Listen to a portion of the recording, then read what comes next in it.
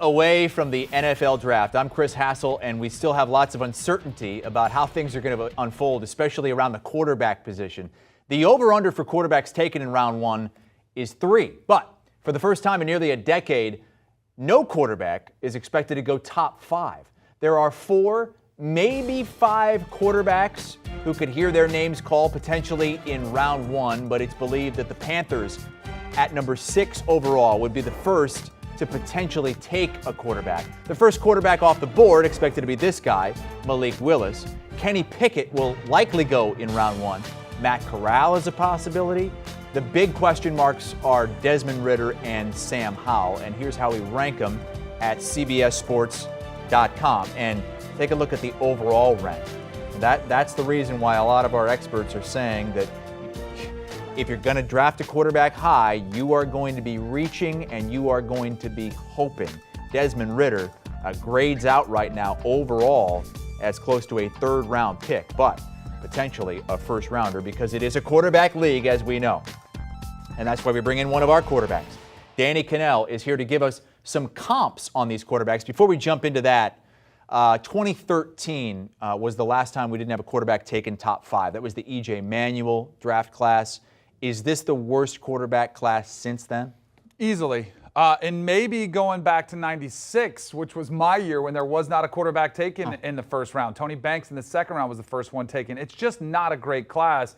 And I think the NFL teams have kind of showed you this by the quarterback movement that we've seen out there, with teams making moves like Denver going for Russell Wilson, Washington going for Carson Wentz, Baker Mayfield I think might get moved before the draft too. I think that's an indictment on this class. No one wants to take any of these quarterbacks in the top 10, and Carolina, it almost feels like they might have to, but even them, I don't know how they're sold on whatever guy they've got as their top option. The one quarterback that continues to appear in the top 10 of our mock drafts from all of our experts, I don't know how you got out of mock drafts, but there's probably one coming for you down the road, is Malik Willis out of Liberty because of the ceiling. Who would you compare him to? So I think a lot of the criticisms are the same, and a lot of the upside potential are the same of Josh Allen when he was coming out of Wyoming. That's a pretty good comp. It's a great comp. Now, it's a mini Josh Allen because Josh Allen is a physical specimen that scouts were salivating over because he's 6'5". Malik Willis a little bit smaller at 6'1", but the skill set's very similar. Big arm talent, can run, athletic, and a lot of the downside risks are very similar too. When Josh Allen was at Wyoming, he was trying to do too much. He didn't have NFL talent around him, so he looked inaccurate on tape. Much of what we've seen from Malik Willis throughout his time at Liberty, and especially this season. 2 years ago, he had a phenomenal season.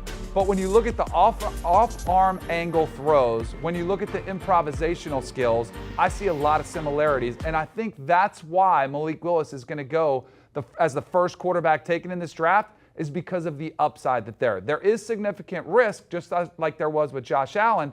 And just like Malik Willis, there could be an MVP candidate down the road as well. Wow. Okay. Well, I mean, if he's even half of what Josh Allen becomes, then this draft class is going to be looked at a lot differently than we think going in. Danny Kanell saying this might be the worst in a generation back to 1996.